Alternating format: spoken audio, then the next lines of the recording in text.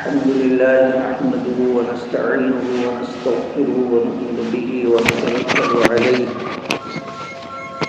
ونعوذ بالله من شرور أنفسنا ومن سيئات أعمالنا من يهده الله فلا مضل له ومن يضلله فلا هادي له وأشهد أن لا إله إلا الله وحده لا شريك له وأشهد أن سيدنا وسندنا وشفيعنا ونبينا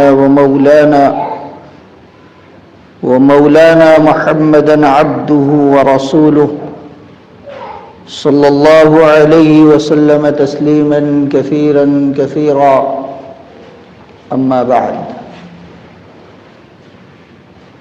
أعوذ بالله من الشيطان الرجيم بسم الله الرحمن الرحيم ولا تهنوا ولا تحزنوا وأنتم الأعلون إن كنتم مؤمنين صدق الله العظيم وقال النبي الأكرم صلى الله عليه وسلم لو اجتمعت الأمة على أن ينفعوك بشيء لم ينفعوك إلا بشيء قد كتب الله لك ولو اجتمعت الأمة على أن يضروك بشيء لم يضروك إلا بشيء قد كتبه الله عليك أو كما قال عليه الصلاة والسلام. عزیزان محترم،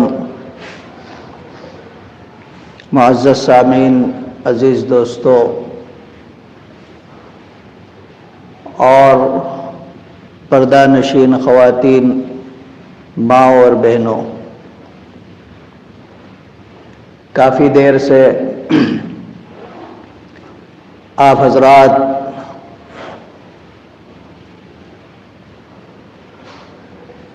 کچھ جو طالبات اور عالمات ہیں ان سے ان کے بیانات سماعت فرما رہی تھی. یہ جو سلسلہ سال سے اوپر ہر مہینے کے آخری اتوار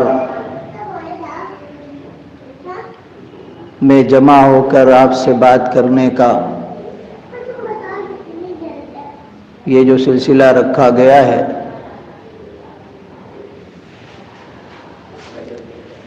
ذرا سا اس کی اہمیت کو سمجھنے کی ضرورت ہے.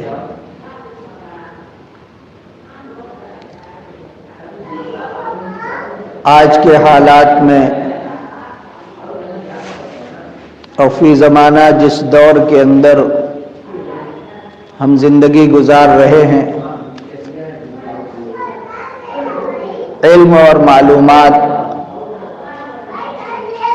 کے ذرائع اور اسباب اور وسیلے بے شمار ہیں. کمی جو ہے وہ ہمارے عملی اقدام کی ہے. اگر بات صرف ایک بات کہہ کے ختم کر دی جائے تو وہ بھی کافی ہے کہ میں اور آپ جو کچھ معلومات ہمیں ہیں اس پر عمل کرنے کی کوشش کریں. اس سے زیادہ شاید کوئی بات کرنے کی نہیں ہے، لیکن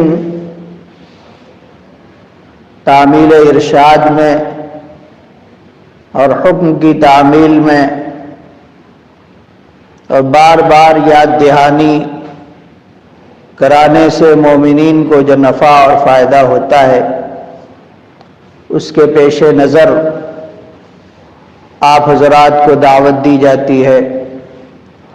آپ اپنے قیمتی وقت کو فارغ کرتے ہیں اور کرتی ہیں، اور اس کے لیے یہ جو جمع کرنے والے لوگ ہیں، اللہ ان حضرات کو بہت جزائے خیر عطا فرماوے۔ ان کی کوششیں ہفتوں اور عشروں پر محیط ہوتی ہیں، ان سے کہنا، ان سے کہنا، دعوتیں دینا، اور پھر الحمدللہ ہم سب جمع ہوتے ہیں۔ میری بہنوں اور میرے بھائیوں، اس وقت جو حالات ہیں، اگر ہم یہ سمجھتے ہیں کہ یہ حالات خود بخود آ گئے ہیں تو یہ ہماری خام خیالی ہے۔ اگر ہم یہ سمجھتے ہیں کہ یہ حالات کسی تنظیم یا کسی حکومت یا کسی جماعت کے پیدا کرنا ہے تو یہ بھی ہماری بھول ہے اور سب سے بڑی بھول ہے۔ اللہ تبارک و تعالی نے قرآن کریم کے اندر ارشاد فرمایا، ما اصابکم من مصیبت فبما کسبت ایدیکم، جو کچھ بھی حالات تم کو پیش آئیں گے اور تمہارے اوپر آئیں گے وہ تمہارے اپنے ہاتھ کے بلائے ہوئے ہوں گے۔ جیسے تمہارے اعمال ہوں گے اللہ کے فیصلے بھی ویسے ہی اتارے جائیں۔ یہ ایمان کی بات ہے۔ آج یہ جو صورتحال ہے، اس صورتحال میں جو بات میں کہہ رہا ہوں وہ مبالغہ نہیں ہے بلکہ ایک حقیقت ہے کہ امت مسلمہ جس میں میں بھی ہوں اور آپ بھی ہیں اور میری بہنیں بھی ہیں، ایمان کو اور ایمان کی اہمیت اور قدر و قیمت کو ہم سمجھتے ہی نہیں۔ باطل نے سالوں ایک کوشش کی جس کا ہم شکار ہو گئے۔ وہ کیا کوشش تھی؟ آپ کو یاد ہوگا، مسلسل کئی سالوں سے اگر آپ خبروں کے دیکھنے کے شوقین ہیں، آپ خبریں دیکھتی ہیں اور آپ مختلف خبری چینلوں پر ہونے والے ڈیبیٹ اور تبادلے خیال کو سنتے اور سنتی ہوں گی، تو کئی سالوں سے یہ کوشش کی گئی کہ لوگوں کے ذہنوں کے اندر یہ بات ڈال دی جائے کہ مذہب کا تعلق انسان کی اپنی نجی زندگی سے ہے، اجتماعی زندگی کے اندر مذہب کا کوئی تعلق اور کوئی درجہ نہیں۔ یہ بات ذہنوں کے اندر بٹھائی گئی اور وہ اس درجہ راسخ ہو گئی کہ پھر ایمان بھی ہمارا دھیرے دھیرے نکلتا چلا گیا۔ یاد رکھو میرے دوستوں اور میری بہنوں اور میری ماؤں کہ ایمان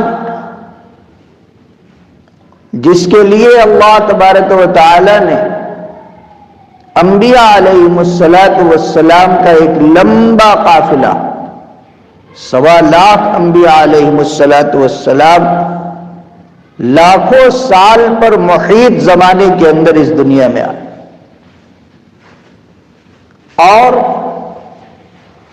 انہوں نے اسی ایمان کے اوپر انبیاء علیہم السلام اعمال پر زیادہ محنت نہیں کرتے تھے، اس لیے کہ جو بندہ یہ جان جائے گا کہ عمل دنیا کے اندر کوئی بھی ہو، اس کا کرنے والا اللہ رب العزت ہے۔ دنیا ایک کٹ پتلی ہے، شاید آج کے زمانے کے لوگوں نے، یہ تو ٹی وی کا زمانہ ہے، ہمارے سمجھداری اور فہمی میں ٹی وی آئی، 84 میں 2-4 تھی اور آج 2023 میں ہر ہاتھ کے اندر ٹی وی ہے، موبائل ہے۔ 84 میں مجھے یاد ہے گنے چنی گھروں کے اندر ٹی وی تھی، بہت اچھی طرح مجھے یاد ہے۔ جب اندرا گاندھی کا قتل ہوا تھا تو ایک ایک گھر میں جہاں ٹی وی تھی، پورے گھر اتنے بڑے بڑے جو ہال آپ کے ہیں یہ بھی چھوٹے پڑ گئے تھے، یہ تھی نہیں ٹی وی۔ تو ٹی وی آ گئی، ایمان کہاں چلا گیا؟ دھیرے دھیرے ایمان رخصت ہو گیا۔ اس کے اوپر فلمیں دکھائی جانے لگی، سیریلز دکھائے جانے لگے۔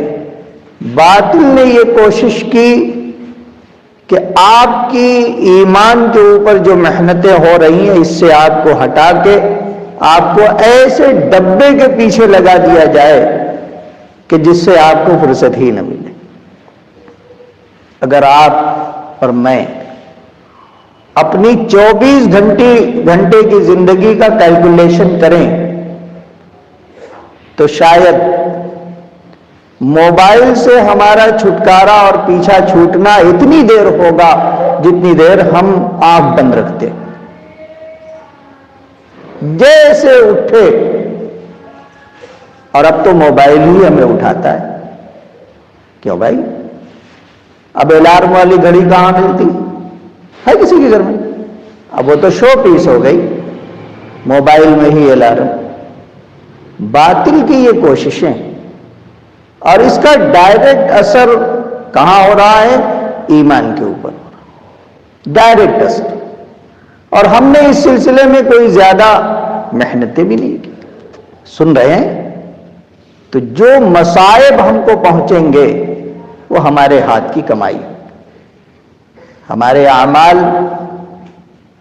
تو ہمیں جس بندے کو یہ یقین ہو کہ اس دنیا کے اندر جو کچھ ہو رہا ہے وہ اللہ کر رہے ہیں، تو بھئی پھر تو پریشانی آئے گی تو اللہ کی طرف بھاگے، آسانیاں آئیں گی تو ہمیشہ آسانی ہی رہے، اللہ کی طرف بھاگے گا۔ تکلیف آئے گی اللہ کی طرف بھاگے گا، صحت آئے گی اللہ کی طرف بھاگے گا۔ کچھ بھی ہوگا تو وہ یہ جانے گا کہ یہ چیز اللہ کی طرف سے آئی ہے۔ ہمارے بچپن میں جب ہم لوگ LKG میں پڑھتے تھے تو ایک بار کا کٹ پتلی کا دیکھا ہوا کھیل یاد ہے۔ گلستہ اسکول کے اندر قاضی پورا پڑتا ہے، اس میں کٹ پتلی آئی۔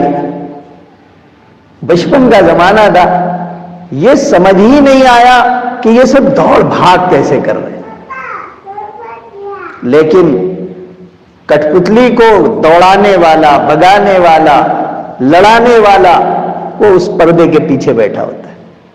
وہ جس کی رسی ٹائٹ کرے گا وہ آگے بڑھے گا، جس کی ڈھیلے گا وہ پیچھے کھسکے گا۔ ٹھیک اسی طرح اللہ تبارک و تعالی اس پوری کائنات کو چلا رہا ہے۔ اب ہمیں اور آپ کو اس بات کا اپنے اندر پکا اور ٹھکا یقین پیدا کرنا ہے کہ اس کائنات کو چلانے والا اللہ ہے۔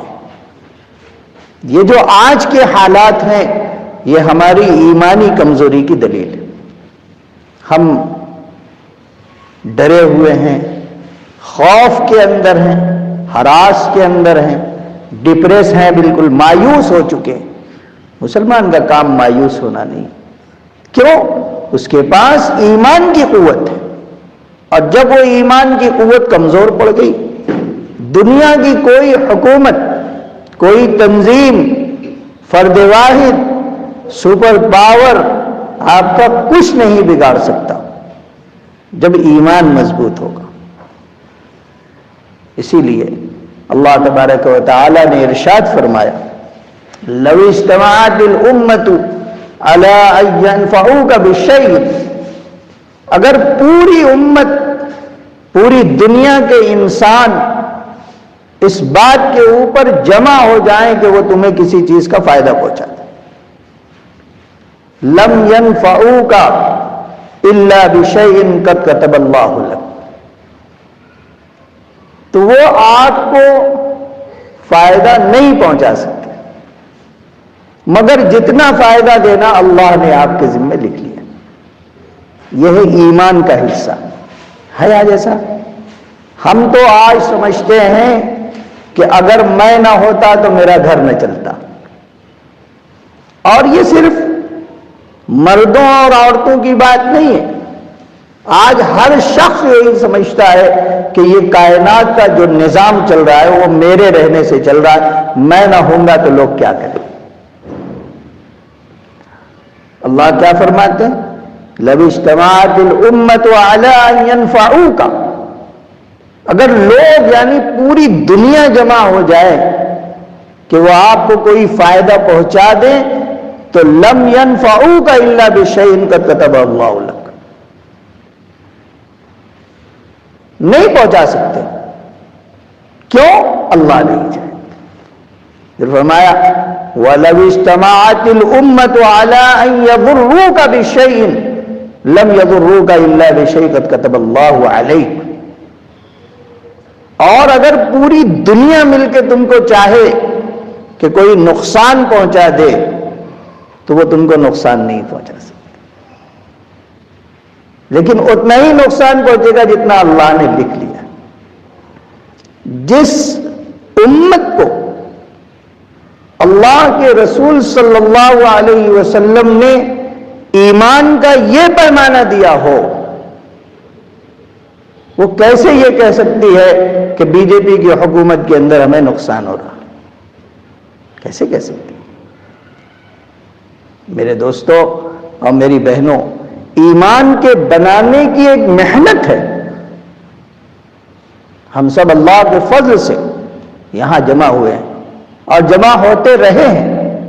لیکن میں سمجھتا ہوں کہ ہمیں اس بات کی فکر کرنی چاہیے کہ جو باتیں ہمیں بتائی جا رہی ہیں، جو باتیں ہمارے کان کے اندر اللہ اور اس کے رسول صلی اللہ علیہ وسلم کی آ رہی ہیں، کیا یہ صرف سننا ہی ہے کافی یا اس کے اوپر عمل بھی کرنا چاہیے؟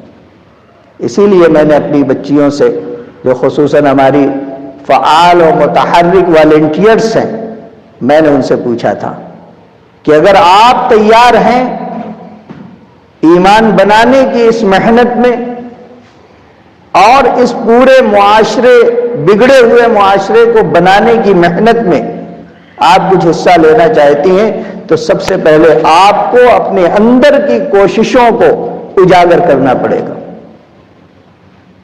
اگر صرف بیان مقصد ہے تو بھیا دنیا کے اندر بے شمار بیانات ہوتے ہیں، پھر ایک اور بیان مزید کرنے کی کیا ضرورت؟ لیکن میری بہنوں اور میری ماں اور میرے بھائیوں، آج جس دور سے ہم گزر رہے ہیں، یاد رکھو اور خوب یاد رکھو کہ ثم الذین یلونہم، اس سے بہتر دور نہیں آنے والا. اگر آپ تاریخ اسلام پڑھیں، اللہ کے رسول صلی اللہ علیہ وسلم کی وہ ہدایات جو آپ نے آنے والی دنیا کی تاریخ کے ادوار کے بارے میں بتایا ہے، تو یہ کہا جا سکتا ہے اور یقینی طور پر کہا جا سکتا ہے کہ یہ دور فتنے کا دور ہے، بلا شبہ انتہائی فتنوں کا دور ہے. اور یہ فتنے کہاں سے اٹھیں گے؟ ہم اس سے کیسے متاثر ہوں گے؟ متاثر ہوں گے کیا؟ ہم تو متاثر ہو ہی رہے ہیں. آج کے دور میں صرف بنارس نہیں، صرف آپ کے علوی برا نہیں، اور صرف ایک محلے کی بات نہیں ہے، عالمی طور پر پوری دنیا کا مسلمان سسکیاں لے رہا ہے اور کراہ رہا ہے. لیکن اسے راہ نجات کیوں نہیں مل رہی ہے؟ اس لیے کہ وہ عملی اقدام کے لیے کوشش نہیں کر رہا، وہ دین کی طرف لوٹنا نہیں چاہتا. اور جو لوگ لوٹے اور جن لوگوں نے لوٹنے کی کوششیں کی وہ آج بالکل الگ آپ کو نظر آئیں گے. ان کے ایمان کا پاور، ان کے ایمان کی قوت اور طاقت کیا آپ نہیں دیکھ رہے؟ ان کی عورتوں کی، ان کے بچوں کی. آپ نے غزہ کے واقعات نہیں سنے؟ میں نے سنائے تھے آپ کو پچھلے پروگرام میں کہ ایک شوہر کا انتقال ہوتا ہے، شوہر کا انتقال، اس کی بیوی اس کے جنازے کے اوپر کھڑی ہو کے کہتی ہے کہ بھئی ہم میں اور تم میں تو یہ شرط لگی تھی کہ دیکھیں کون جاتا ہے، تم نے مجھ سے بازی مار لی. یہ 1400 سال پہلے کسی صحابی کا واقعہ نہیں ہے، 2023 میں غزہ کا واقعہ ہے. پھر بھی نہیں سمجھا کہ وہ ایمان کی کس بلندی کے اوپر ہیں اور ہم ایمان کے کس تہ کے اندر اور کس گہرائی اور گہرائی کے اندر ہیں، کس گڑھے کے اندر ہم پہنچ گئے. ہمیں ہر چیز ایسا لگتا ہے کہ اوہو یہ کوششیں اگر ہم کرتے تو یہ نہ ہوتا اور یہ کوششیں ہم کرتے تو یہ نہ ہوتا. لیکن ہمیں یہ نہیں سمجھ میں آتا کہ اللہ نے، یہ عقیدے کی بات ہے کہ اگر پوری کائنات مل کے ہمیں فائدہ پہنچانا چاہے تو اللہ جتنا فائدہ پہنچائے اس سے ایک رتی دانے کے برابر بھی ہم کو نہیں پہنچا سکتا. اور پوری کائنات مل کے نقصان پہنچانا چاہے وہ ہمیں نقصان نہیں پہنچا سکتا. میری بہنوں اور میرے بھائیوں، میں آپ سے بہت دیر تک گفتگو کرنے کے آج موڈ میں نہیں.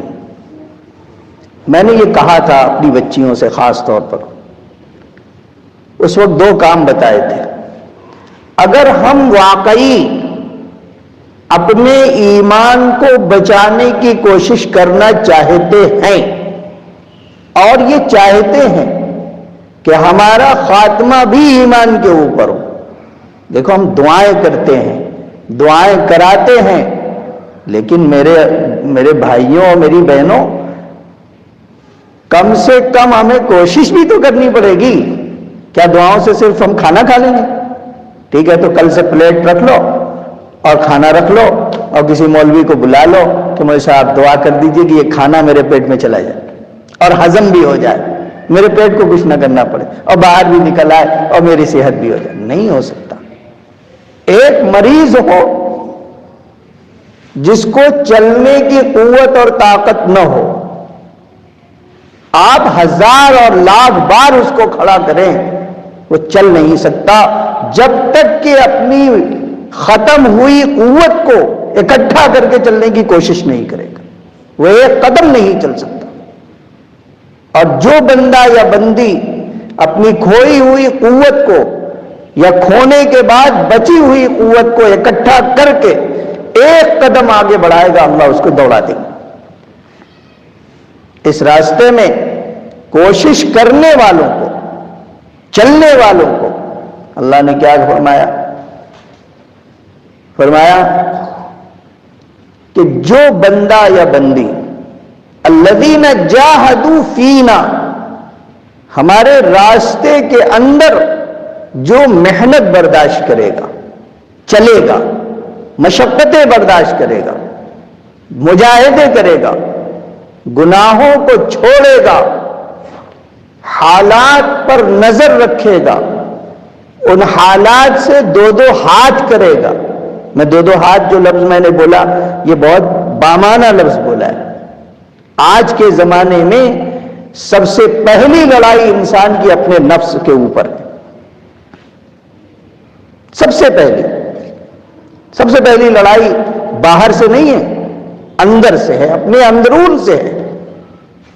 میرا دل چاہتا ہے کہ میں گناہ کروں، شریعت اجازت نہیں دیتی. اب میں شریعت کی مانوں یا اپنے دل کی مانوں؟ سب سے پہلی لڑائی ایمان کے راستے کی محنت میں سب سے پہلی لڑائی اپنے دل سے ہے، اپنے آپ سے، اپنے اندرون سے ہے. اگر اس لڑائی کے اندر ہم کامیاب ہو گئے، اس کی مثال ہے، اگر مجھے اللہ نہ کرے ڈائبٹیز ہو جائے تو پھر ڈاکٹر یہ کہیں گے کہ دیکھیے اگر آپ صحت مند رہنا چاہتے ہیں تو آپ کو چند چیزیں تو فوری طور پر چھوڑنی پڑے گی، اور ایسے چھوڑنی پڑیں گی جیسے اس کو طلاق مغلظہ دے دیا۔ کچھ کام نہیں کرنے پڑیں گے اور کچھ کام کرنے پڑیں گے۔ نہ کرنے والے کاموں میں فلاں چیز چھوڑنی پڑے گی، اور کرنے والے کاموں میں بھئی آپ کو روزانہ 3 کلومیٹر واکنگ کرنی پڑے گی، اپنے ڈائٹ کو بہت بیلنس کرنا پڑے گا، اور میں نہ کروں۔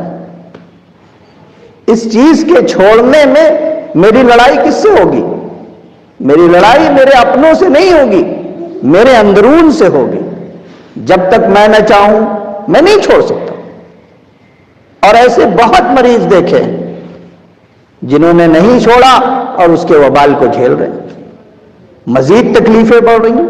اور جن لوگوں نے چھوڑا اور کرنے والے کام کیے وہ ایک نارمل لائف گزار رہے ہیں۔ ٹھیک اسی طرح ایمان کی محنت کے اندر ہمیں ان عقائد کا پتہ ہونا چاہیے جن عقیدوں کے اوپر باطل سے ٹکراؤ آتا ہے، باطل جن عقیدوں کو خراب کرنے کی کوششیں کرتا ہے۔ دیکھو، کسی باطل کے کسی فرد نے اللہ ہونے کا دعویٰ نہیں کیا، اس لیے کہ وہ جانتا ہے کہ مسلمان میں بندہ ہوں اور مخلوق ہوں، میں اللہ نہیں ہو سکتا۔ یہ تو اس کا جاہل آدمی بھی جانتا ہے۔ لیکن رسالت کے سلسلے میں، آخری نبی ہونے کے سلسلے میں ڈنڈی مارنے والے پیدا ہو گئے۔ ہماری عورتوں کو، ہماری بچیوں کو اور اکثریت میں مسلمانوں کو یہ پتہ ہی نہیں ہے کہ ختم نبوت کتنا اہم مسئلہ ہے ایمان کا، یہ نہیں پتہ۔ چنانچہ ایک بڑی تعداد وہ اس سے متاثر ہو رہی ہے اور اس کے پیروکار ہو رہے ہیں۔ پورے گاؤں کے اندر شکیلیت پنپ رہی ہے۔ سمجھانے والے جاتے ہیں اور وہ یہ کہتے ہیں کہ ہم تو شکیل ابن حنیف پر ایمان لے آئے، اب ہم پھرنے والے نہیں۔ بڑے بڑے گاؤں اسی شہر کے اندر، اپنے بنارس کے اندر، کالجز کے اندر لڑکے اور لڑکیاں شکیل ابن حنیف پر ایمان لانے والے۔ ایسے بے شمار فتنے ہیں۔ قادیانیت ہے، رپورٹ بتاتی ہے کہ ایک گاؤں کے اندر 1-2 قادیانی کا گھر ہے مثال کے طور پر۔ اب وہ سال میں ان کا ایک فنکشن ہوتا ہے۔ اب بھائی فنکشن ہے، جب ایمان کی تمیز اٹھ گئی، اعمال کی تمیز اٹھ گئی، ہمیں نہیں پتا کہ ایمان کس چیز سے متاثر ہوگا، کس چیز سے ایمان میں خرابی پیدا ہوگی، تو پھر کیا ہوا؟ اس قادیانی نے دعوت دی۔ ہم یہ جان رہے ہیں کہ یہ قادیانی ہے، بھئی تم کس مذہب پر عمل؟ بھئی ہم لوگ قادیانی ہیں۔ بات میں آئے، سال میں اس نے دعوت کی اور ہم اس کی دعوت کے اندر شریک ہوئے، اس کے یہاں کھایا پیا، ان کے جو مبلغین ہیں وہ آئے، ان کی باتوں کو سنا۔ کل کو ایک گھر تھا، ہماری ناسمجھی اور کم فہمی کی وجہ سے، ہماری جہالت کی وجہ سے آج 10 گھر ہو گئے۔ دعوتیں اڑائی، دعوتیں کھائی، ان کے مبلغین، بھئی دیکھو کلمہ پڑھنے میں تو کوئی حرج نہیں، وہ کرتے کیا ہیں؟ کلمہ پڑھنے میں تو کوئی حرج نہیں، چلو بھائی کلمہ پڑھ لو۔ تو لا الہ الا اللہ تو وہ پہلا ہے، اب اس میں بھڑا دیا، لگا دیا قادیانی کا کلمہ، دوسرے جز میں ہی ڈنڈی مارنی ہے۔ تو عام آدمی تو یہ سمجھا کہ بھئی لا الہ الا اللہ تو پڑھا رہا تھا۔ میری بہنوں اور میرے دوستوں، ہمیں یہ تہیہ کرنا ہوگا کہ آج کے دور میں یا آنے والے زمانے میں آج ہم اپنا ایمان اور اس کا تحفظ کس طرح کریں گے، اور آگے آنے والے زمانے میں ہم اپنی نسلوں کے ایمان کا تحفظ کیسے کریں گے؟ اس لیے کہ اعمال تو کفار کے بھی اچھے ہیں، ہم سے بہترین اخلاق ان کے پاس ہے۔ میں آپ کو بتاؤں، ایک صاحب سنگاپور گئے، جب وہ لوٹے تو انہوں نے کہا کہ مجھے وہاں کی ایک بات بڑی اچھی لگی، چند لوگ روڈ کے اوپر چل رہے ہیں، کچھ آگے ہیں کچھ پیچھے ہیں، پیچھے والا آدمی جب تک کہ آگے والے کو متنبہ نہ کر لے کہ میں آگے جانا چاہتا ہوں، تب تک وہ آگے نہیں بڑھے۔ اعلیٰ درجے کا اخلاق ہے، آپ ہی بتائیے ہے کہ نہیں اعلیٰ درجے کا اخلاق؟ لیکن کیا وہ اس دنیا اور آخرت کی کامیابی سے ہمکنار ہو جائیں گے؟ اگر ایمان نہیں ہے تو اللہ کی قسم وہ آخرت میں کامیاب نہیں ہو سکتا۔ آخرت کی کامیابی کے لیے ایمان شرط ہے۔ چلو بھائی، کسی طرح ہم اپنا ایمان بچا کے لے کے چلے گئے، اگر ہم نے ایمان کے تحفظ اور اس کی حفاظت کی کوششیں آج نہیں کی تو ہماری اولادوں کا ایمان کیسے بچے گا؟ اس لیے میری بہنوں اور میرے بھائیوں، 4 باتیں میں آپ سے عرض کرتا ہوں جن پر عمل سے انشاءاللہ تحفظ ایمان کی کوششوں میں ہمارا شمار ہو سکتا ہے۔ ہم یہ کہہ سکتے ہیں کہ ان 4 کاموں کے کرنے سے ہمارا ایمان انشاءاللہ محفوظ ہو جائے۔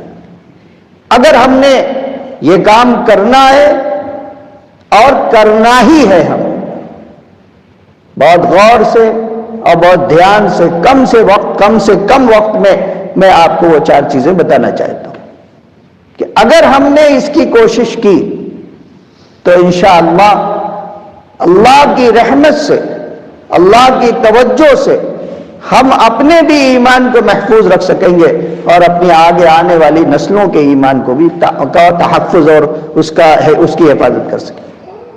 سب سے پہلا کام ہے گناہوں کو چھوڑنا۔ یاد ہوگا کہ میں نے جب یہ کہا تھا کہ جن لوگوں نے مجھے خط لکھا ہے، جو لوگ ہماری اس کوشش کے اندر شامل ہونا چاہتے ہیں، ان کو سب سے پہلے گناہ چھوڑنا ہوگا۔ میں نے اسی جگہ کہا تھا سب سے پہلے گناہوں کو چھوڑنا۔ آج گناہ کو گناہ نہیں سمجھا جا رہا، گناہ کو گناہ نہیں سمجھا جا رہا، نہ بڑے گناہ کو گناہ سمجھا جا رہا ہے اور نہ چھوٹے گناہ کو گناہ سمجھا جا رہا، بلکہ گناہ کے مواقع پیدا کیے جا رہے ہیں۔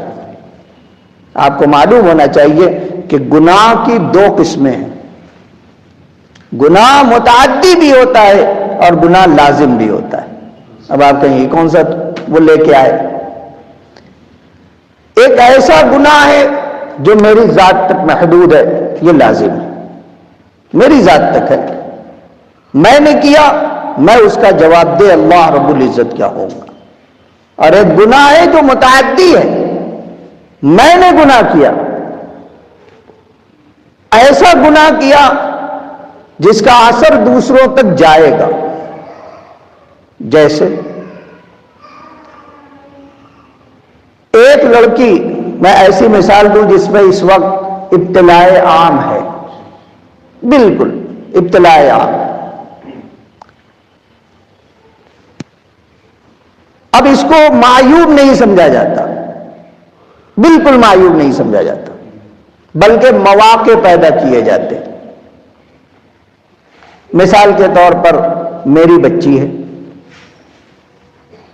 اور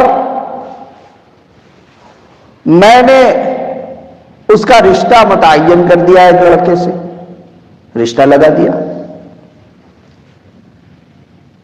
اب اگر میری بچی تو خود کفیل ہے نہیں، اس کا تو میں گارجین ہوں، میں والد ہوں،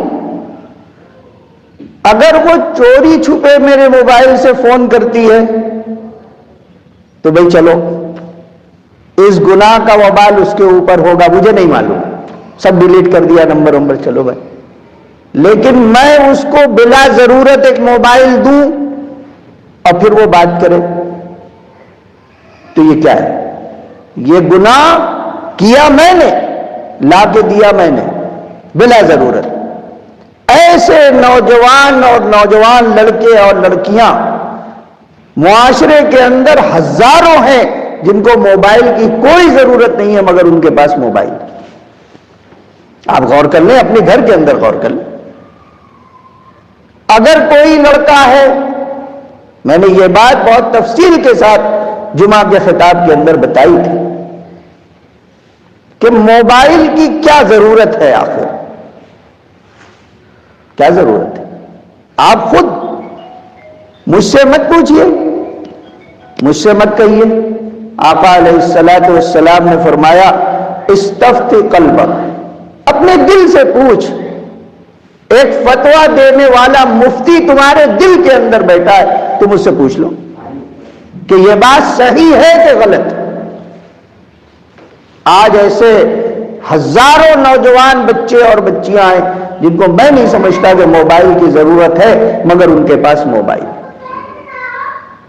اگر میں نے نہیں دلایا، انہوں نے اپنے ہی پاکٹ منی سے خریدا، اگر ہم نے منع بھی نہیں کیا تو بھی ہمارا حصہ اس کے اندر۔ کیوں بات کر رہی ہیں؟ بالکل حرام ہے، نکاح کر دو پھر بات کریں۔ اچھا، اب یہ تو ایک فیشن ہو گیا ہے۔ آپ کو پتا ہے، میں نے ابھی شکیل ابن حنیف کے متعلق بات کی۔ ان کے جو لوگ شکیل ابن حنیف پر ایمان لاتے ہیں وہ یہ ملٹی میڈیا موبائل استعمال نہیں کرتے۔ ان کو سخت پابندی ہے کہ تم کو یہ ملٹی میڈیا موبائل استعمال نہیں کرنا ہے، اگر تمہیں بات کرنے کی ضرورت ہو تو کی پیڈ موبائل استعمال کرو۔ کیوں؟ وہ کہتے ہیں کہ یہی دجال ہے، یہی دجال ہے۔ اللہ کے بندوں، یہ جو معاشرے کے اندر خرابیاں پیدا ہو رہی ہیں اس کے دو اسباب ہیں، دو اسباب۔ ایک تو بلا ضرورت ایسے مواقع اور سامان بچے اور بچیوں کو مہیا کرنا جس سے رابطے ہو سکے، اس سے گناہ پنپ رہا۔ دوسری چیز، بچے اور بچیوں کو بے مہار چھوڑ دینا، کوئی پابندی ان کے اوپر نہ ہو، یہ بڑی وجہ ہے۔ اگر ہم یہ چاہتے ہیں کہ ہمارے بچے اور بچیاں بے راہ رو نہ ہوں، راہ سے بھٹکے نہیں، غلط کام کے اندر ملوث نہ ہو، تو پھر ان دونوں چیزوں کے اوپر پابندی لگانی پڑے گی۔ ایسے مواقع بند کرنے پڑیں گے جن مواقع سے گناہ ہوتا ہے، اور ٹوک ٹاک لگانی پڑے گی۔ یاد رکھو، جب ٹوک ٹاک تھی گناہ کرنا مشکل تھا، ٹوک ٹاک چھوڑ دی گناہ کرنا آسان ہو گیا۔ کوئی پوچھنے والا کہاں ہے بھائی؟ آج کوئی پوچھنے اور ڈانٹنے والا ہے؟ ہم لوگ اپنے بچپن میں جاتے تھے تو ہمارے دادا مرحوم سامنے ہی تانی تنتے تھے، اور بالکل صدری دروازہ سامنے ہوتا تھا۔ گھر کے بڑے ایسی جگہ بیٹھتے تھے جہاں سے ہر آنے والے پر نظر رہے، جانے والے پر بھی نظر ہو اور آنے والے پر بھی نظر ہو۔ گیا کتنی دیر میں گیا اور آیا تو کتنی دیر میں آیا۔ ہاں بھائی کہاں گئے تھے؟ وہ فلاں سامان لینا۔ کس دکان سے؟ فلاں دکان سے۔ وہ دکان تو بغل میں ہے، اتنی دیر کیوں لگ گئی؟ اتنی نظر ہوتی تھی، اتنی باریک نظر ہوتی تھی، اور آج ہم نے وہی نظر ہٹا لی تو گناہ کرنا آسان ہو گیا۔ اس زمانے میں کسی جگہ بلا وجہ کھڑا ہونا ہمارے بچپن کے اندر آسان نہیں تھا۔ گھر کے لوگ دیکھ لیں گے، چچا دیکھ لیں گے، بابا دیکھ لیں گے، کتنا مشکل تھا، مگر آج وہی چیز آسان ہو گئی۔ آج کوئی پوچھنے والا نہیں، ہم مواقع دے رہے ہیں گناہ پر۔ سب سے پہلی چیز کیا ہے کہ گناہ کو ختم کیا جائے۔ اور یاد رکھو میرے دوستوں، جتنا گناہ بڑھے گا پریشانیاں اتنی ہی بڑھیں گی۔ اللہ کے حبیب صلی اللہ علیہ وسلم نے ایک حدیث قدسی کے اندر ارشاد فرمایا، حدیث قدسی ایسی حدیث کو کہتے ہیں جس میں اللہ کے رسول صلی اللہ علیہ وسلم یہ فرمائے کہ اللہ رب العزت فرماتا ہے، فرمایا انا ملک الملوک انا مالک الملوک قلوب الملوک بیدی، میں شاہوں کا شاہ ہوں اور میں بادشاہوں کا بادشاہ ہوں اور تمام بادشاہوں کے قلوب میرے ہاتھ میں ہے۔ کون فرما رہا ہے؟ اللہ فرما رہا ہے۔ پھر فرمایا اذا ان العباد اذا اطاعونی حولت قلوب ملوکہم علیہم برحمت والرافہ، جب میرے بندے میری اطاعت کرتے ہیں، فرما برداری کرتے ہیں، تو میں ان کے بادشاہوں کے قلوب کو رحمت اور رافت سے بھر دیتا ہوں، اس کی طرف ڈال دیتا ہوں۔ یہ جو زمانے کی ستم ظریفی ہمارے ساتھ ہو رہی ہے، اللہ کی قسم یہ ہمارے گناہوں کی وجہ سے ہو رہی ہے۔ اللہ فرماتا ہے ان العباد اذا اطاعونی حولت قلوب ملوکہم علیہم بالرحمت والرافہ، جب یہ اطاعت کرتے ہیں، میں پھر وہی بات دہراؤں گا، میری بہنوں اور میری ماؤں، ایک سیکنڈ رک کے اپنے دل سے فتوا لو کہ آج میں نے کتنے جھوٹ بولے، آج میں نے فجر کی نماز اور ظہر کی نماز پڑھی کہ نہیں پڑھی، میں نے آج کتنوں کا دل دکھایا، میں نے آج کس کی نافرمانی کی۔ ایک سیکنڈ اگر غور کریں، میں نے آج بد نظری کی کہ نہیں کی، میں نے آج کس کس کو دیکھا، اور جس کو دیکھا کتنے کو دیکھنا جائز تھا اور کتنے کو دیکھنا ناجائز تھا، میں نے آج کیا کھایا، وہ کھانے والی چیز حلال تھی یا حرام تھی۔ حضرت ابو ہریرہ رضی اللہ تعالیٰ عنہ ارشاد فرماتے ہیں کہ اللہ کے حبیب صلی اللہ علیہ وسلم نے ارشاد فرمایا کہ مجھ سے کون ایسا ہے جو عمل کی نیت سے مجھ سے باتیں سیکھے اور اس کے بعد دوسروں جو لوگ عمل کرنا چاہتے ہیں ان کو سکھائے۔ حضرت ابو ہریرہ رضی اللہ تعالیٰ عنہ فرماتے ہیں کہ میں نے کہا میں یا رسول اللہ، یعنی میں عمل بھی کرنا چاہتا ہوں اور جو لوگ عمل کرنے والے ملیں گے میں ان کو بتانا بھی چاہتا ہوں۔ آپ علیہ الصلوۃ والسلام نے حضرت ابو ہریرہ رضی اللہ تعالیٰ عنہ کا ہاتھ پکڑا غایت محبت کے اندر اور فرمایا کہ اتق المحارم، حرام چیزوں سے بچو، تکن اعبد الناس، دنیا کے سب سے بڑے عبادت گزار تم بن جاؤ۔ آج انسان گوشت حلال تلاش کرتا ہے، کیوں بھائی؟ دکان میں جاتا ہے، ہوٹل میں جاتا ہے تو کیا پتہ کرتا ہے یہ جو مرغ آپ کے ہاں ٹنگا ہوا ہے یہ حلال ہے یا جھٹکے کا ہے؟ کیا بھائی پوچھتے نہیں؟ ہاں، میرے ایک دوست ہیں، وہ گئے ایک ریسٹورینٹ کے اندر تو وہ ویٹر سے پوچھا کہ بھئی حلال ہے کہ کیا ہے، تو اس نے کہا یہ مجھے نہیں سمجھ آتا۔ مینیجر آیا، اس نے پتہ باقاعدہ ایک وزٹنگ کارڈ لا کے دیا ان کو کہ اس پہ فون نمبر ہے، آپ معلوم کر سکتے ہیں کون سی دکان سے ہم گوشت لاتے ہیں۔ تو دیکھیے میرے کہنے کا مطلب کہ ریسٹورنٹ والے کیوں کر رہے ہیں ایسا، آپ کو بتا کیوں نہیں؟ اس لیے کہ وہ جان رہے کہ ہر آنے والا مسلمان یہ پوچھے گا کہ بھئی حلال ہے کہ کیا ہے۔ لیکن اس کے جیب میں جو پیسہ ہے کہاں سے آیا؟ رشوت کا پیسہ، حرام پیسہ لے کے گھوم رہا ہے اور کسائی سے پوچھ رہا ہے کہ تمہارا گوشت حلال ہے کہ حرام۔ کیوں بھائی؟ موبائل سے، جوئے سے کمایا ہوا پیسہ، گیم کھیل کے پیسہ کمایا ہوا اور اس سے حلال چیزیں تلاش کر رہا۔ نظر رکھنی پڑے گی، گناہوں سے بچنا، اس کے اندر کھانا بھی ہے، پینا بھی ہے، اٹھنا بھی ہے، بیٹھنا بھی ہے، نظر کی حفاظت بھی ہے، سب کچھ ہے، نمازوں کا چھوڑنا بھی ہے اور روزوں کو نہ رکھنا بھی ہے اور زکوٰۃ کی نہ ادائیگی بھی ہے۔ یہ تمام چیزیں ہیں۔ اگر ہم واقعی اپنے ایمان کو محفوظ کرنا چاہتے ہیں اور اس کی حفاظت کا کوئی سامان کرنا چاہتے ہیں اور اس کی برکت سے اپنی اولادوں کے ایمان کو بچانا چاہتے ہیں تو پہلا کام ہمیں یہ کرنا ہوگا کہ ہمیں گناہوں کو چھوڑنا ہوگا۔ چاہے وہ متعدی ہو یا لازم ہو. اپنے گناہ بھی چھوڑنے ہوں گے اور جن گناہوں کے مواقع ہم نے پیدا کیے ان گناہوں کو بھی چھوڑنا. اس کے لیے گناہ چھوڑنا آسان نہیں ہے, چھوٹتی نہیں ہے کافر منہ سے لگی ہوئی, بہت آسان نہیں. اس کے لیے علماء اور اہل اللہ کی صحبت اختیار کرنا, ان کے در پہ جانا.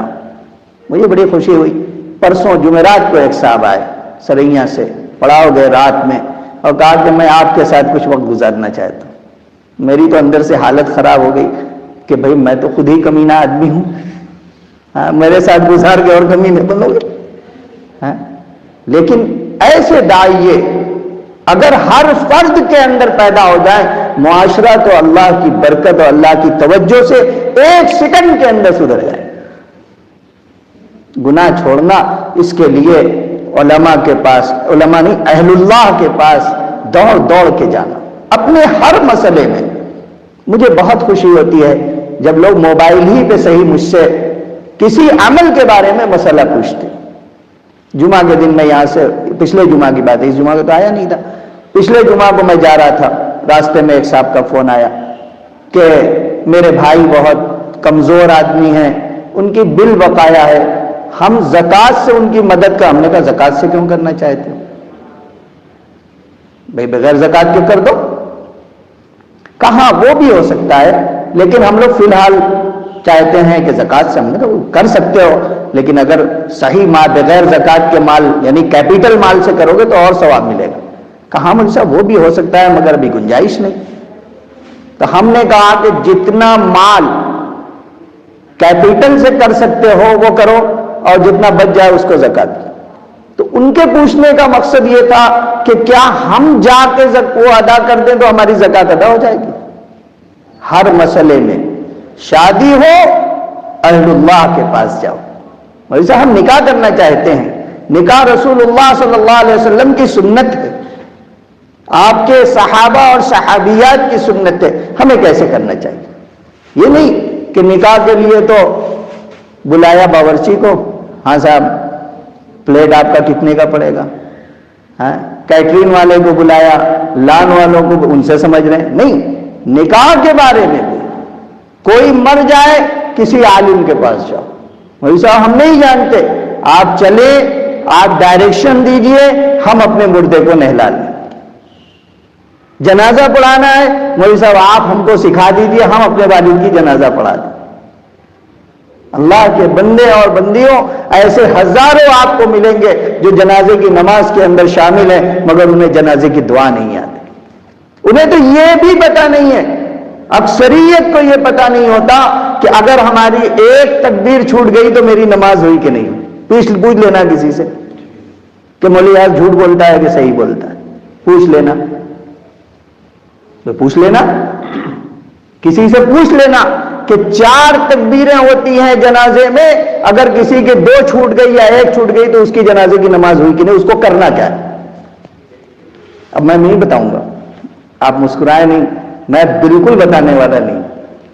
آپ سمجھ رہے ہیں کہ میں بہت بیوقوف بن چکا ہوں, سوال بھی میں کرتا ہوں فوراً میں جواب بھی دیتا ہوں. آج میں جواب دینے والا نہیں, اور آپ میرے پاس بھی پوچھنے مت آئیے گا. یہ نہیں کہ صبح جو ہے ایک میسج ابرار بھائی کا رہے کہ مولوی صاحب اگر چھوٹ جائے تو کیا کرنا. کیوں بھائی, ہزاروں جنازے پڑے, یہ نہیں معلوم ہونا چاہیے. میرے دوستوں, ہم نیکی بھی کر رہے ہیں, اس میں بھی گناہ لازم آ رہا نہیں ہو رہا. اس لیے ہمیں گناہوں کو چھوڑنا ہے اور اہل اللہ کی صحبت میں اختیار کر کے. اب میری بہنیں کہیں گے ہم لوگ کیسے صحبت اختیار کریں. اللہ کے رسول صلی اللہ علیہ وسلم کے پاس عورتیں بھی آتی تھی کہ نہیں آتی تھی, پورا وفد آتا تھا. حیض کے مسئلے کو سیکھنے کے لیے ایک پورا وفد آیا حضرت عائشہ رضی اللہ تعالی عنہا کے پاس, اور اللہ کے رسول صلی اللہ علیہ وسلم سے باپردہ ہو کے, جب پردہ نازل کے احکام نازل ہو گئے تو باپردہ ہو کے احکام سیکھے جاتے تھے. اور بعض مرتبہ حضرت عائشہ رضی اللہ تعالی عنہ ترجمان بنتی تھی. تو عورتیں بھی اہل اللہ کے پاس اپنے شوہر کے ساتھ چلی جائیں, اندرون خانہ چلی جائیں, وہاں سے اپنے مسائل پوچھ لیں. شوہر کے ذریعے سے پوچھ لیں، تو سب سے پہلا کام کیا کرنا ہے؟ گناہوں کو چھوڑنا. کیا کرنا ہے؟ پھر فرمایا وَأَنَّ الْعِبَادَ إِذَا عَصَوْنِي فَحَوَّلْتُ قُلُوبَهُمْ عَلَيْهِمْ بِالنَّغْمَةِ وَالسَّخْطَةِ. فرمایا کہ اور جب لوگ گناہ کرنے لگیں گے تو میں ان کے بادشاہوں کے دل میں نفرت اور عداوت ڈال دوں گا. کیوں بھائی؟ آج یہ نہیں ہو رہا ہے؟ ہو رہا ہے کہ نہیں ہو رہا ہے؟ حکومت وقت دنیا میں کہیں کی ہو، یہ صرف ہندوستان کے اندر نہیں ہو رہا، دنیا میں کہیں کی موجودہ حکومتیں ہوں وہ مسلمانوں سے نفرت کرتی ہیں. کیوں؟ اللہ فرماتا ہے کہ اگر تم میری اطاعت کرو گے، فرما برداری کرو گے، گناہوں کو چھوڑو گے تو میں تمہارے بادشاہ کو تمہارے لیے نرم کر دوں گا، اور اگر تم میری نافرمانی دنیا کے اندر کرو گے تو میں کچھ زیادہ نہیں کروں گا، تمہارے بادشاہ کا دل سخت کر دوں گا، اور جب سخت ہو جائے گا تو خوب قوانین تمہارے اوپر آنے لگیں. جیسا کہ آ رہے ہیں ابھی آگے جو قوانین آنے والے ہیں اس سے اپنی وجود کو بچانا مشکل ہو جائے. کیا سمجھ رہے ہیں آپ؟ نہیں دیکھ رہے مسجدیں کیسے جا رہی ہیں، توڑی جا رہی ہیں. بھئی وہ مندر توڑے نا، ہمیں کوئی فرق نہیں پڑتا، وہ توڑتے رہیں، ان کی اپنی چیز ہے، اپنی چیز بنانے کے لیے وہ اپنی چیز توڑیں. لیکن ہماری توڑ رہے ہیں، بتاؤ کیوں توڑ رہے ہیں؟ ان کی ہمت کیسے ہے؟ اس لیے کہ ہم نے اپنے ایمان کو، اپنے اعمال کو کمزور کر کے اپنے اللہ کو ناراض کر لیا، اللہ کی رحمت سے ہم دور ہو گئے. اس لیے سب سے پہلا کام کیا کرنا ہے؟ گناہوں کو چھوڑنا. ایمان بنانے کی محنت میں سب سے پہلا کام یہ ہے گناہ کو چھوڑنا. چاہے کھانے کا گناہ ہو، دیکھنے کا گناہ ہو، چلنے کا گناہ ہو، پہننے کا گناہ ہو، کسی قسم کا گناہ ہو، زبان کا گناہ ہو، ہاتھ کا کسی قسم کا گناہ ہو، ہر گناہ کو چھوڑو. بتاؤ تیار ہو اس کے؟ میری بہنیں تیار ہیں؟ اگر تیار ہیں تو سب سے پہلا کام ہے گناہوں کو چھوڑو. پھر فرمایا دوسرا کام اتحاد کا پیدا کرنا. اتحاد، آپس میں میل جول پیدا کرنا، جڑا کے رہنا. آج تو حال یہ ہے کہ ایک گھر کے اندر اتحاد نہیں ہے، قوم کے اندر اتحاد کی کیا بات کی؟ ایک گھر کے اندر اتحاد نہ مردوں میں ہے اور نہ عورتوں میں. بھائی میں اپنے جو لوگ مجھ سے ملنے آتے ہیں اور وہ رہتا ہے تو میں یہ کہتا ہوں کہ بھائی میرے، اگر کسی نے غلط کیا ہے اور آپ کو بگاڑ ہی رکھنا ہے تو میل کر کے بگاڑ رکھو نا. نہیں سمجھے؟ میل کر کے بگاڑ رکھو. اللہ کے رسول صلی اللہ علیہ وسلم نے میل کی آخری حد کیا بتائی؟ کہ جس سے بگاڑ ہے اس سے سلام کر لو، قدورتیں دل سے نکال لو، دل صاف کر لو، اور دل صاف کر کے سلام کر لو. پھر ضرورت پڑے تو بولو، بلا ضرورت مت بولو. اس آخری درجے میں تو میل کر لو. اور یہ آخری درجہ جس نے کر لیا انشاءاللہ آگے آ کے وہ تمام درجے میل کے حاصل ہو جائیں. میری بہنوں خاص طور سے آپ سے کہتا ہوں، پہلے آخری درجہ حاصل کرو. اس میں ذرا سی ناک کٹے گی، ناک نیچی ہوگی، ذرا سا ہمت کرنی پڑے گی. کیا کرنی پڑے گی؟ ہمت کرنی پڑے گی. آسان نہیں ہوتا، لیکن اگر آپ نے پہل کیا تو اللہ آپ کو جو اجر دیں گے وہ پھر کیا بات ہے نا. تو فرمایا کہ دوسرا کام کیا ہے؟ دیکھو یہ نکلا ہے، چلو میں ہاتھ میں لیو. دوسرا کام کیا ہے؟ گناہوں کو چھوڑنا.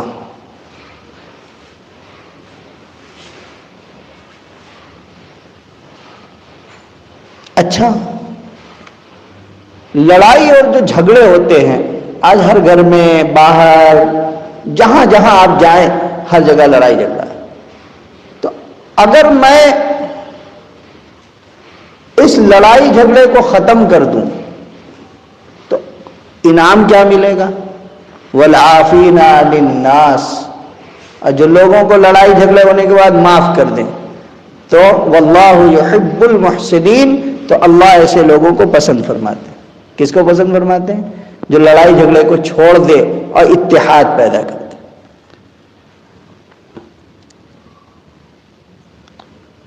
تیسرا کام ہے اپنے آنے والی نسلوں کے ایمان کی حفاظت کے ذرائع پیدا کرنا۔ دیکھو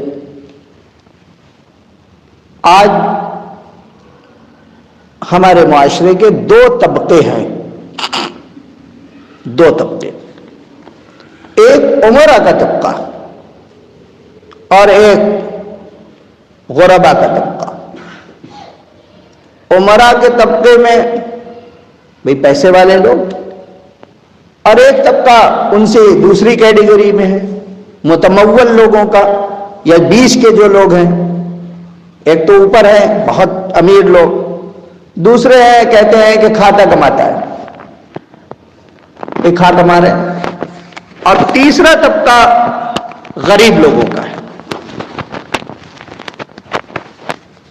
تعلیم کے ذرائع دو ہیں، تعلیم کے ذرائع کیا ہیں؟ دو۔ ایک ذریعہ اسکول اور کالج کا ہے، دوسرا ذریعہ مدرسوں کا اور مکاتب کا۔ مدرسے اور مکتب ایک اور اسکول ایک۔ اس اسکول کے ساتھ کوچنگز کو جوڑ دیجئے جو ہائر ایجوکیشن کے اندر ہے۔ درجہ 8 کے بعد عموماً بچے کوچنگ کرنے لگتے ہیں یا ٹیوٹر لگتے ہیں۔ تو آج جو عصری علوم کے اسکولز ہیں، جتنے بھی کالجز، وہاں ہمارے بچے اور بچیوں کا ایمان تو محفوظ نہیں ہے، یہ خوب یاد رکھیں، بالکل ایمان محفوظ نہیں۔ اچھا، مدرسوں کے اندر وہ تعلیم نہیں ہے جو وہ دے رہے ہیں، یہ بہت بڑا گیپ ہے، یہ بہت بڑا گیپ ہے۔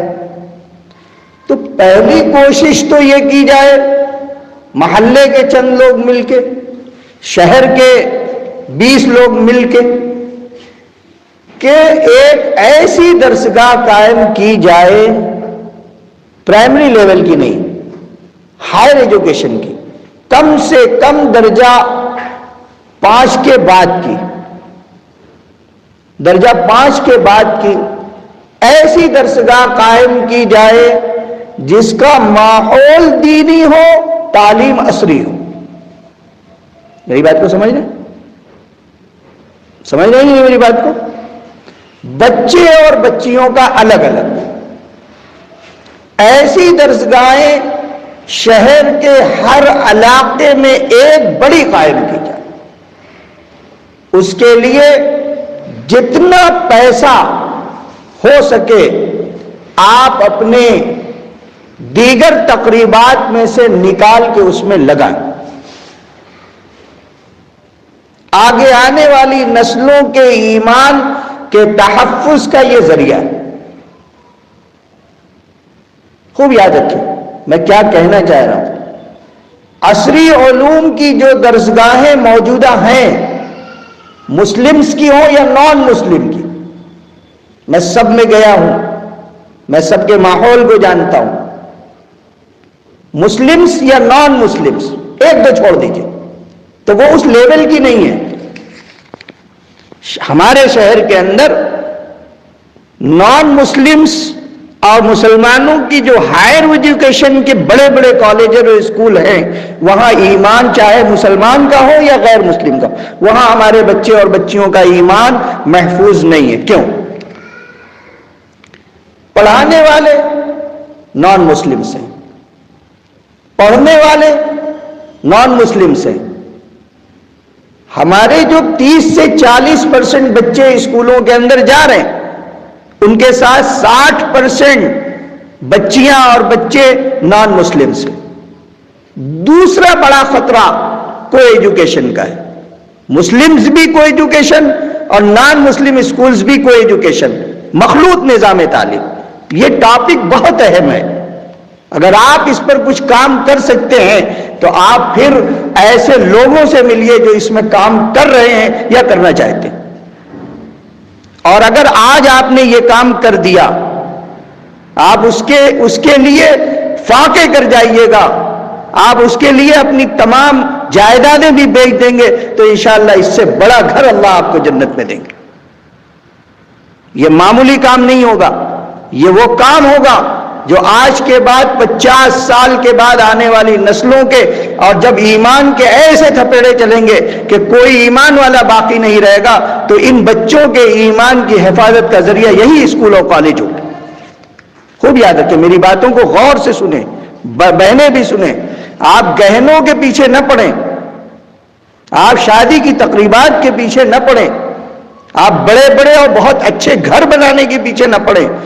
اگر یاد رکھیں کہ اگر ہم نے یہ کام نہیں کیا تو رب کعبہ کی قسم ہم اپنے بچوں کے ایمان کے تحفظ کو یقینی نہیں بنا سکتے. ایسے اسکول لڑکے اور لڑکیوں دونوں کے قائم کرنا جس میں پڑھانے والے مسلم ہوں، لڑکیوں کے الگ ہوں، اس میں صرف مسلم ٹیچرز ہوں، لڑکوں کے الگ ہوں، جینٹس ٹیچر ہوں، اس میں لیڈیز ٹیچرز ہوں، ہائر ایجوکیشن کے لوگ ہوں، بہت ویل ایجوکیٹڈ لوگ ہوں، اور ان کو رکھا جائے، اس کے لیے بھاری فیس لی جائے اور بھاری فیس دی جائے. الحمدللہ ہمارے جو بچے آج اسکولوں اور کالجوں کے اندر پڑھ رہے ہیں، جن کے ایمان کو بچانا مشکل ہو رہا ہے، آگے آثار نہیں لگتے، آپ اس کے لیے لاکھوں اور ہزاروں روپے خرچ کرتے ہیں، 8-8 ہزار روپیہ فیس آپ دیتے ہیں. تو کیا ایسے کالجز معیاری، ویل ایجوکیٹڈ، اس کا ماحول بہت بہترین ہو، ماحول دینی ہو، اور دینی ماحول سے آپ کرتا پیجامہ مت سمجھیے. اللہ کے بندو، ہم مسلمانوں کی سب سے بڑی کمی یہ ہے کہ جب کوئی مولوی بیان کرتا ہے، اوہو مولوی صاحب نماز پڑھنے کے لیے کرو، مولوی صاحب آج سے نماز پڑھیں گے. ارے اللہ کے بندو، میں نماز پڑھنے کے لیے آپ سے یہ نہیں کہہ رہا کہ آپ نمازی ہی پڑھیے. اگر پینٹ اور کوٹ اور ٹائی لگا کے کوئی بچہ داڑھی رکھ کے عقیدے کی صحت کے ساتھ اللہ کو ایک جان کر سیدنا محمد الرسول اللہ صلی اللہ علیہ وسلم کو آخری پیغمبر سمجھ کر انجینئر بن جائے، تو کیا اس کو اس معاشرے اور دنیا میں جینے کا حق نہیں ہوگا؟ کیوں بھائی بتاؤ، جینے کا حق نہیں ہوگا؟ بھگا دیا جائے بھائی، دنیا سے نکال دیا جائے گا، اس کو کسی کنویں میں ڈال دو، یہ انجینئر ہے، داڑھی کیوں رکھے ہوا ہے، اور حضور صلی اللہ علیہ وسلم کو آخری نبی، ایسا ہوگا؟ آپ نہیں سمجھتے. جو لوگ ایسے انسٹیٹیوشنز کے اندر پڑھ کے آتے ہیں، ان کی پینک کیا ہوتی ہے، ان کے جذبات اور احساسات کیا ہوتے ہیں، وہ جانتے ہیں کہ اگر ہم نے دنیا بدل دی تو ہم ہی بدل سکتے ہیں. ایسے بہت سارے انسٹیٹیوشنز باہر ہیں جن کے نام لیے جا سکتے ہیں. وہاں کے بچوں کے ایکسپیرینس، ان کی باتیں، ان کی تمنائیں، ان کی آرزویں آپ سنیں گے، آپ کے دل اچھلنے لگیں گے، آپ کی آنکھیں بہہ پڑیں گی کہ یہ کہہ کیا رہا. میرے دوستو، یہ بہت اہم عنوان ہے اگر ہم اپنے بچوں کے ایمان کی حفاظت چاہتے ہیں. یاد ہوگا آپ کو، آپ یاد کیجئے، اسی ملک کے اندر آپ شوکت علی اور جوہر علی کی تاریخ پڑھیے. آدھی روٹی کھانے کا نعرہ تھا، کہ بھائی یاد ہے نا حاجی صاحب، آدھی روٹی کھائیں گے. ہاں، یہ کیا نعرے ہیں؟ یہ وہ نعرے تھے جنہوں نے قوم کی تقدیر بدل دی. آج اسی طرح کے کسی انقلاب کی ضرورت ہے، اور وہ انقلاب کسی مولوی کی تقریر سے نہیں آئے گا، ہر شخص کے دل سے آئے گا. اگر واقعی ہم کچھ کرنا چاہتے ہیں اپنے ایمان کے تحفظ اور اپنے بچوں اور اپنی نسلوں کے ایمان کے تحفظ کے لیے، تو پھر ہمیں بہت سی آسائشیں اور بہت سی چیزیں چھوڑنی ہوں گی. قربانی دینی ہوگی. تو ایسے انسٹیٹیوشنز بنانے جن میں ہائر ایجوکیشن ہمارے بچے اور بچیاں لا سکیں. آپ دیکھیے گا باطل کی نظر بھی نہیں اٹھے گی. ہمیں اس ملک کے اندر قانونی اعتبار سے کیا کالجز کھولنے کا حق حاصل نہیں ہے؟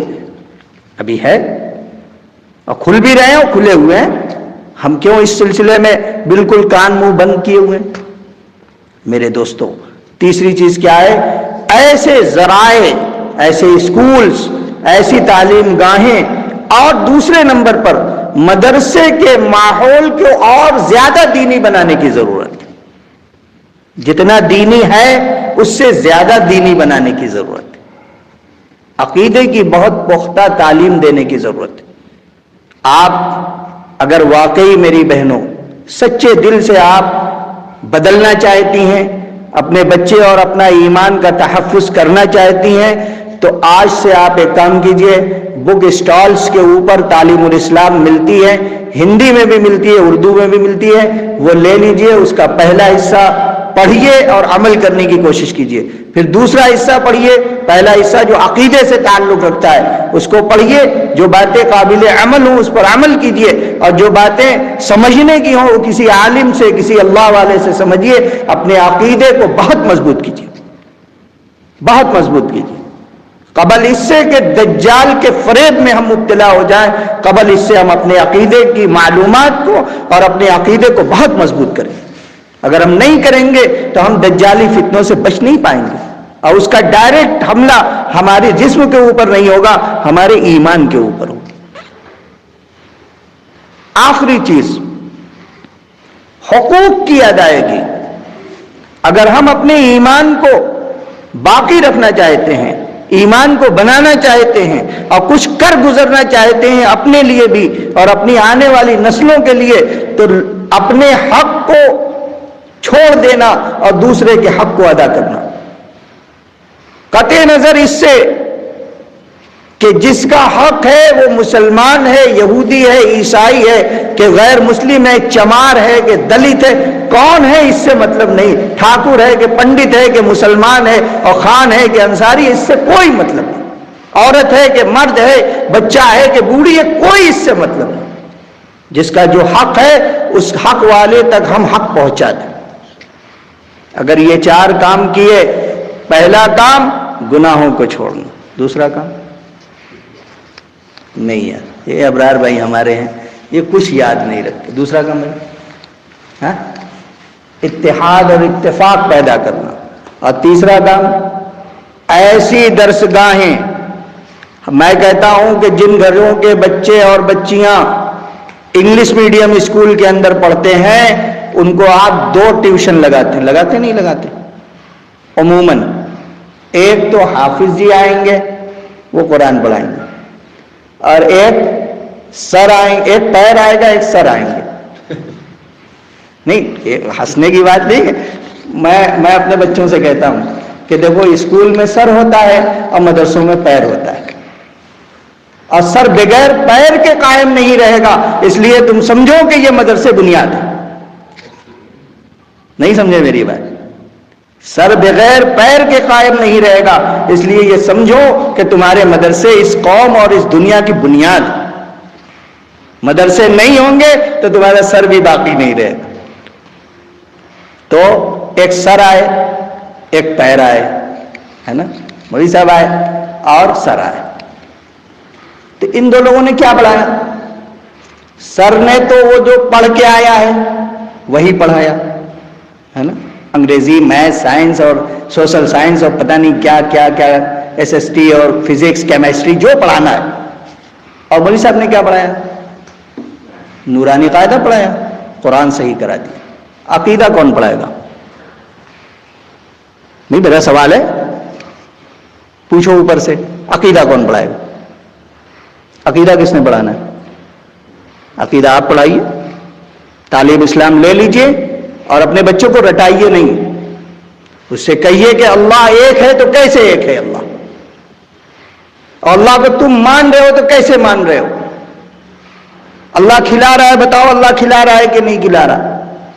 اس طرح کی جب آپ تربیت کریں گے. عقیدے کا کلاس آپ لیجئے، حسین بھائی، ابرار بھائی، آپ بھی ہماری کیٹیگری میں آنے والے ہیں. عقیدے کا کلاس آپ لیجئے، والدین لیں. فزکس، کیمسٹری اور ایس ایس ٹی اور ڈرائنگ اور یہ سب سر لیں گے. نورانی قاعدہ قرآن پیر صاحب پڑھائیں گے. پیر صاحب، پیر کو پیر کر لیجئے ذرا. کیوں پیر نہیں، پیر صاحب. ہمارے حضرت کہتے نہیں ہیں کہ میں جب عرب جاتا ہوں تو پیپسی کو عربی زبان میں الف با تا پا نہیں آتا تو حضرت اس کو بے بسی پڑھتے ہیں. بیپسی لکھتے ہیں وہ بیبسی، تو حضرت اس کو کیا پڑھتے ہیں؟ بے بسی. تو یہ جو مولانا صاحب ہیں یہ کیا ہے؟ پیر صاحب ہیں، ہے نا؟ پیر نہیں، پیر صاحب. سر تو وہاں ہیں. میرے دوستو، اگر یہ چار کام، میری بہنوں، اگر یہ چار کام ہم نے کیے اور آج سے اس کی شروعات کی، انشاءاللہ اس خطرناک ماحول میں ہم اپنے ایمان کے تحفظ کی ایک سیڑھی چڑھنے کی کوشش کریں گے انشاءاللہ.